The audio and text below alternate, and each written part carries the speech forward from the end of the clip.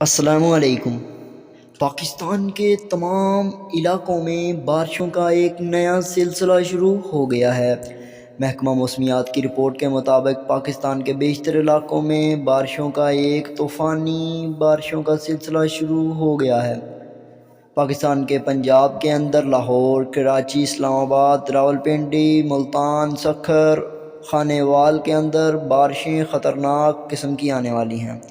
آپ کو بتاتے چلیں پورے پاکستان کے اندر 21 جولائی سے لے کر 28 جولائی تک بارشوں کا ایک بیشتر علاقوں کے اندر بارشیں آنے والی ہیں۔ اس کے ساتھ ساتھ آپ کو بتاتے چلیں کہ پاکستان کے بہت سے علاقوں کے اندر موسم خراب بتایا جا رہا ہے اور بارش ہو رہی ہے۔